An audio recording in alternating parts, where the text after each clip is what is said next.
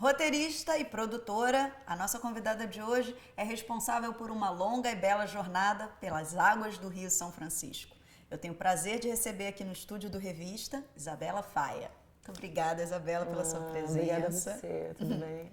Como é que começou a ideia para esse filme 5 vezes Chico, o Velho e Sua Gente? Em 2005, eu fiz uma viagem com meu marido lá para Foz São Francisco. Eu nem conhecia muito bem. A gente pegou uma barca pelo Rio, de Sergipe para Alagoas, aí chegou super tarde, aí tinham acabado os passeios, aqueles passeios turísticos, que bom, depois eu achei muito bom isso.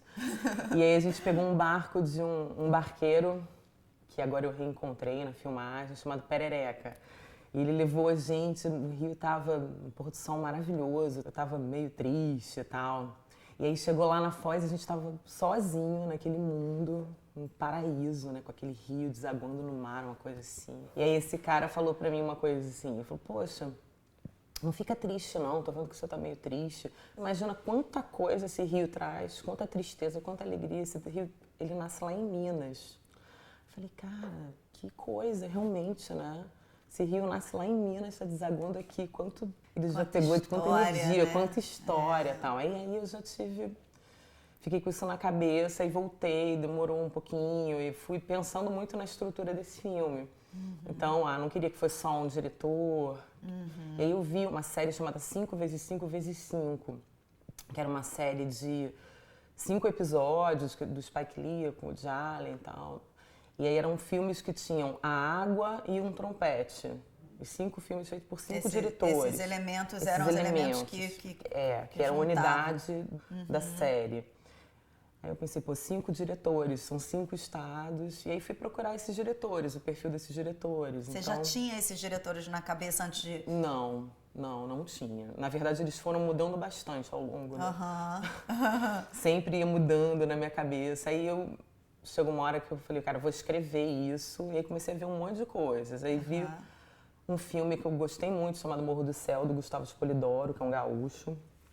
E falei, poxa, Minas, eu acho que é a cara do Gustavo, que é um documentário ficcionado. E eu queria contar os causos, as lendas. Os mineiros contam história muito bem, Sim, né?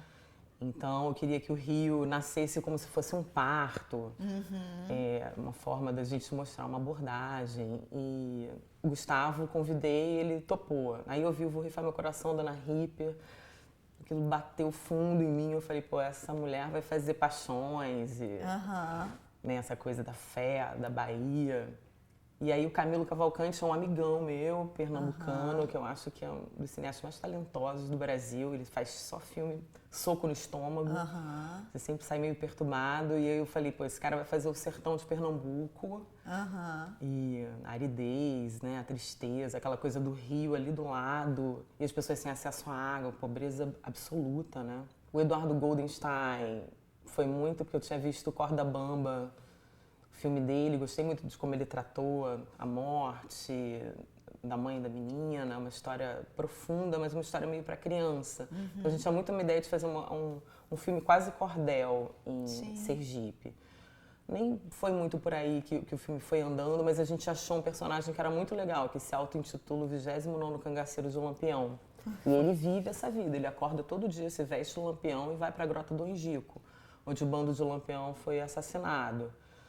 Então a gente seguiu esse cara. E Alagoas eu tinha certeza absoluta sempre que era o Eduardo Nunes, que é meu sócio, que é o diretor que eu amo de paixão. Ele fazer esse encontro do rio com o mar, uma coisa mais horizontal, mais profunda mesmo, né? A nossa ideia era assim, o final, a gente achar um personagem que levasse todos os outros, toda aquela gente, enfim, para o mar, né? Para o fim. Sim. E eu acho que o Eduardo conseguiu fazer isso bem.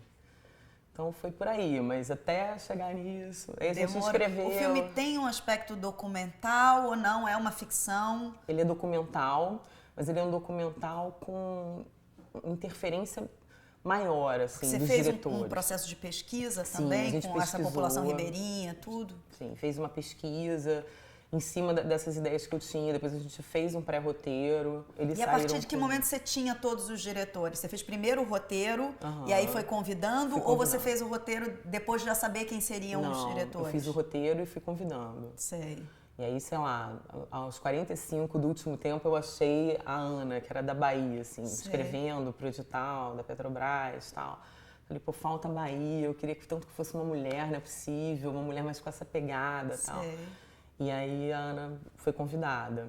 E como é que essas histórias se articulam no final? Como é que elas conversam? Isso foi um maior desafio mesmo, porque assim, a gente tinha muita preocupação, são 5 diretores completamente diferentes. Você pegar a filmografia que já se de cada conheciam entre si? Sim, alguns sim. O Gustavo e o Eduardo se conheciam, o Eduardo Goldenstein já tinha trabalhado, a Ana nunca tinha trabalhado com eles, o Camilo, apesar de todo mundo conhecer, ser um amigo, ninguém tinha trabalhado juntos, né? Mas a gente tinha esse desafio mesmo. Foi muito importante, porque a gente teve uma fotógrafa, então assim, qual era a nossa espinha dorsal? Era uma mesma fotógrafa. A Elo Passos, que é uma fotógrafa maravilhosa. Já trabalhei com ela, incrível. A Elo foi essa espinha dorsal, acho, na fotógrafa. A equipe era a mesma, então, e a gente fez a jornada dessa forma mesmo. Quanto tempo? Foi uma escolha de produção muito louca, porque assim, a gente podia ter feito um pouquinho aqui. Sim. Então até agendar com esses diretores, porque um saía e o outro entrava no aeroporto. Dificílimo. A gente ficou 46 dias viajando, direto, sem voltar, nessa sequência. Então, experiência Minas, incrível. aí outros encontravam no aeroporto na Bahia, o Camilo em Pernambuco, Sergipe e na Foz, enfim. Eu acho que isso trouxe uma unidade de alguma forma. A gente fazia alguns planos da água, que geralmente do Rio, que foram separando os episódios. Primeiro a gente pensou assim, vai ser um episódio, aí vai começar Bahia. A gente vai colocar a cartela, depois a gente viu que não precisava. Que o filme tinha, sabe, um caminho mesmo, ele estava fluindo. Ele estava fluindo. E eu acho que tem imunidade, acho que a gente conseguiu. Vamos ver, né, o que todo mundo acha. E teve um trabalho dessa equipe junto antes, assim, de pensar o filme para justamente conseguir essa fluidez e essa unidade? Teve sim. A gente pensou várias coisas, uma coisa meio como se fosse um corpo. Então, Minas ser meio a cabeça, o lúdico, Pernambuco já ser o estômago, Bahia o coração, Sergipe Alagoas ser ali o pé, enfim, quando ele consegue ir para o mar e mergulhar no mar. E outra coisa importante foi a montagem também, né? Foi o mesmo montador. Quem que montou? Foi o Flávio Zettel, que fez um trabalho fantástico. Porque foi muito difícil, era muito material. É difícil montar também 5 diretores, 5 olhares, muito né? Ainda material. Que e poucos personagens, de lá mesmo. Sim. Então, assim, a gente fez essa pesquisa um tempão antes. A gente foi um mês antes com a pesquisadora, aí depois levou o diretor, aí fez uma interação. Aí quando a gente foi filmar mesmo, todo mundo já se conhecia, já tinha uma intimidade. Sei, aí o negócio já fez acontece mais naturalmente. Em Pernambuco, por exemplo, o Camilo chegou, ele já conhecia, a gente já tinha ido, ele ficou 10 dias antes com esses moradores dessa casa. Então, quando ele abria a câmera, a gente ficava fora, era um lugar bem pobre mesmo, Manga de Baixo, que é no polígono da Maconha, lá no sertão de Pernambuco. Quando ele abria a câmera, eles já falavam qualquer coisa. Ai, que sabe? bom, é importante essa a intimidade deles né? estava toda ali. Ela fazia unha, fazia comida, eles sentavam para comer. Já estavam completamente acostumados com o Camilo. Sei. Então, acho que isso imprimiu bem no filme. Ah, que bom. Vem cá, e falando um pouco também do seu trabalho como produtora, você é uma produtora que faz muitas coisas.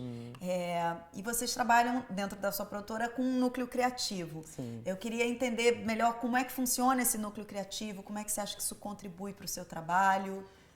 O núcleo é uma experiência que está sendo maravilhosa. Assim. Eu trabalhei um tempão com produção audiovisual para criança e adolescente. A Ana Pacheco também, minha sócia. A gente fez muita coisa que a gente sabia que podia ir além, mas sempre tinha algumas limitações. A gente às vezes não acreditava no que estava fazendo, sabe? Então a gente escreveu uma série que a gente acha que conseguiu imprimir uma intimidade e um mundo mesmo das crianças, que é a Gabi Estrela, que é uma série que vai no Globo. Do Globo, e, né? por outro lado, a gente conheceu bem outra pessoa que fazia outra série, que é o Detetive do Prédio Azul, que é a Flávia Lins. A gente se encontrou e falou, vamos tentar esse núcleo. Parece impossível, é uma coisa feita meio para grandes produtoras, tem que ter todo um estofo, é um trabalho insano. A gente mandou uma bíblia mesmo, uma bíblia sagrada. Mas a gente sentou e foi chamando algumas autoras infanto-juvenis que estavam roteiristas, né, que estavam com programas no ar. Fizemos 5 projetos de 4 séries e um longa, que agora já cresceu, são 2 longas e 4 séries. Bárbaro. E nós ganhamos, assim, foi uma surpresa, porque a nossa produtora, a Três Tabela, foi uma produtora pequenininha que ganhou ali também uma fatia. A gente está trabalhando pra caramba com sala de roteirista.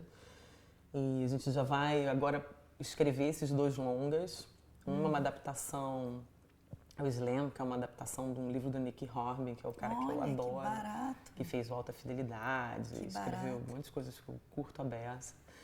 Então é um trabalho bacana, super importante, assim, para nossa produtora, o Sim. tamanho que ela é, Sim. né, a gente desenvolver e poder ter uma liberdade de desenvolver o que a gente acredita, Sim, o que a gente isso é quer fundamental, falar é. mesmo com criança e adolescente. Então a gente está produzindo já uma série que não é fruto desse núcleo, que é o Ernesto Terminador de Seres Monstruosos e Outras Porcarias, que é para a TV Vou ver Brasil. esse nome. Adaptação de um livro uruguaio que faz um sucesso lá no Uruguai, do Roy Berocay, que é um exterminador de seres monstruosos, super politicamente incorreto, uma pegada muito mais Scooby-Doo. Que a gente vai tentar, assim, sair um pouco desse percurso criança, tem que ser super politicamente correto no sentido da palavra, tal, mas assim, tem valores, tem princípios, mas a gente pode fazer com mais humor para família, um humor em camadas que os pais queiram ver com os filhos, É como sabe? a gente vê nos desenhos da Pixar também, né? Exatamente. Que é um filme que a criança entende de uma forma e o adulto, o adolescente, o adulto já Exatamente. consegue ver Aí você tem uma símbolos. piada que às vezes a criança não entende, mas assim, o pai entende, mas tá naquele contexto. A Exato, gente exato. tá investindo muito nesse tipo de humor, de dramaturgia. E como é que você percebe esse mercado infanto-juvenil? Tem uma demanda muito grande para esse tipo de conteúdo? Olha, Está crescendo?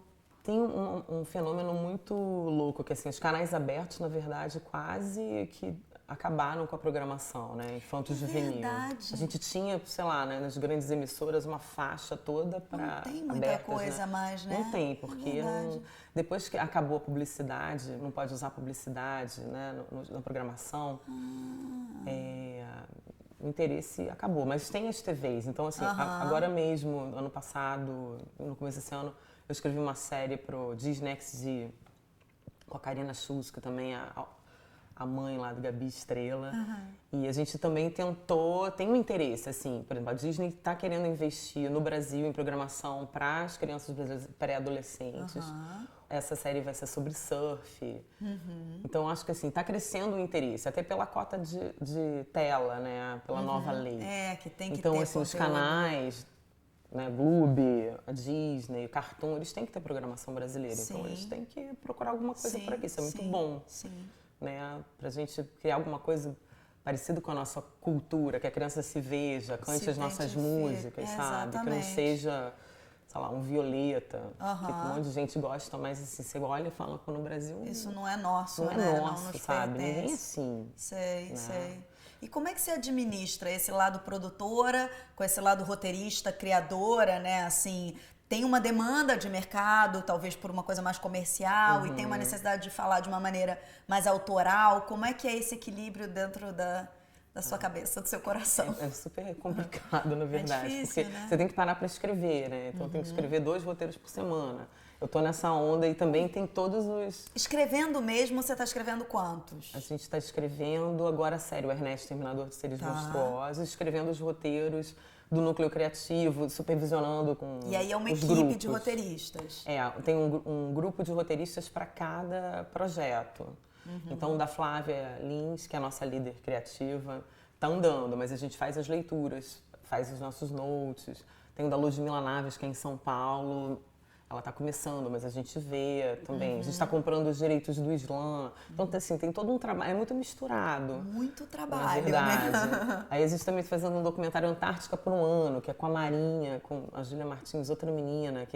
Aí é zero criativo. É ir Sei, com que é um documentário navio pra da Marinha, mas a registrar. gente também tem que cuidar disso, né? Mas você vai junto, não? Você só Não, faz graças a Deus eu não vou. Ela Não vai queria com... ir? Não, Nossa, eu ia não. amar ir com o navio da Marinha tentar, Não, eu ia me imagina. matar. É? Porque você não tem como voltar. Você vai e você só Entendi. volta Isso é perigoso. quando a Marinha volta. Então tem pessoas que foram e ficaram 3 meses lá, Ui, sabe? entendi. É Então vai puxado. ficar... Mas, enfim, tem muita coisa. É difícil pra caramba. A gente tá sonhando, assim, o dia que a gente conseguir ficar numa sala pensando 2016, né? Porque a gente está em 2015, tem que pensar tudo para frente e parar um pouquinho com os problemas de produção, mas a gente está um pouco longe disso. Mas tem uma preferência, assim, você se sente mais realizada produzindo ou escrevendo? Escrevendo? Totalmente.